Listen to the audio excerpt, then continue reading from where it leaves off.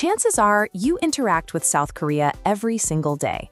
You might be watching this on a display manufactured in Seoul, listening to a chart-topping pop group, or binging a thriller series produced a world away. But while its cultural exports cross borders instantly, the physical nation itself is trapped. South Korea occupies the southern half of a peninsula attached to the Asian mainland, yet it operates entirely as an island. To the north lies the demilitarized zone, a completely closed, heavily fortified 155-mile strip that severs all land routes to the rest of the continent. The two Koreas have never signed a peace treaty to end their 1950 war. Because of this unresolved standoff, South Korea maintains a standing military and reserve force of over 3.6 million people, frozen in high alert. To understand how a geographically locked nation of 51 million became a technological and cultural superpower, we must look past the glossy surface and examine the intense survival engine that built it.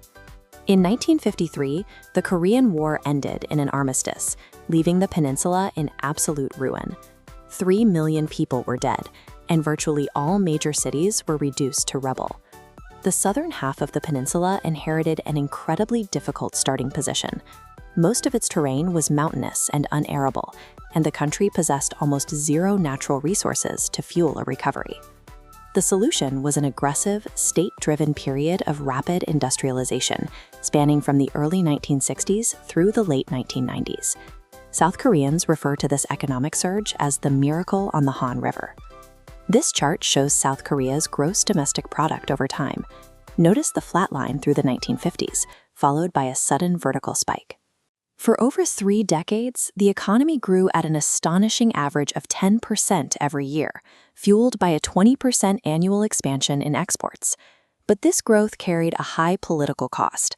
Much of this expansion was orchestrated under a series of ruthless military dictatorships. General Park Chung-hee, who took power in a 1961 coup, enforced rapid export-led growth through intense political repression and martial law. To dominate international trade, the government heavily subsidized a few massive family-run conglomerates known as chaebols. Companies like Samsung and Hyundai were given favorable loans and infrastructure support to mass-produce goods for global markets. Decades of autocratic rule eventually broke under the weight of massive citizen protests.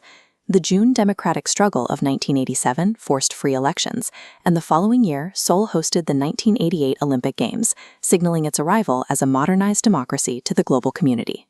The journey from ashes to a trillion-dollar economy in a single generation hardwired a specific mindset into the population. Survival meant working longer hours, studying harder, and outcompeting the person next to you.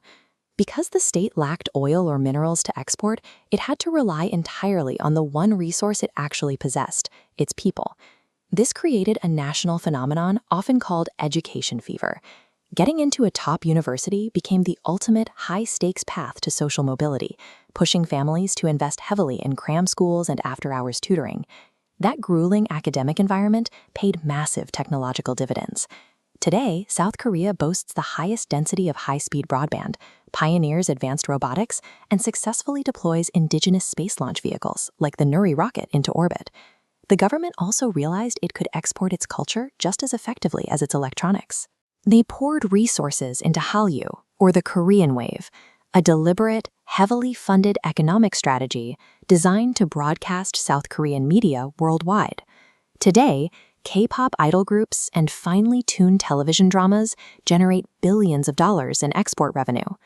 By blending Western musical elements with precise choreography and high production values, these entertainment acts command massive international fan bases. This polished modern pop culture serves as a gateway. Fans who come for the music or shows often stay for the history, driving record numbers of tourists to explore ancient palaces and centuries-old architecture.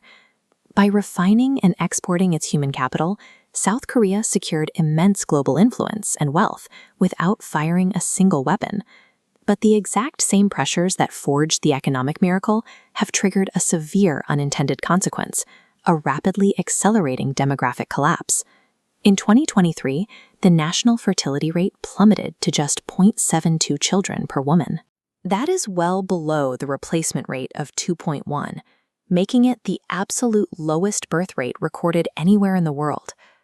This dual-axis chart illustrates the paradox clearly. On one side, the blue line shows national GDP and wealth remaining near all-time highs. But right alongside it, the red line representing birth rates drops precipitously. The extreme academic competition and grueling work hours that built the economy now make raising children impossibly stressful. The costs of housing and mandatory private tutoring have vastly outpaced average wage growth, pricing a new generation out of starting families. The immediate threats are mathematical. South Korea is experiencing the steepest decline in its working-age population among the OECD, a group of 38 developed democratic nations. With a rapidly aging society and a shrinking tax base, the current welfare and pension structures face immense strain. The government has declared this a national emergency, establishing entirely new ministries to reverse the trend.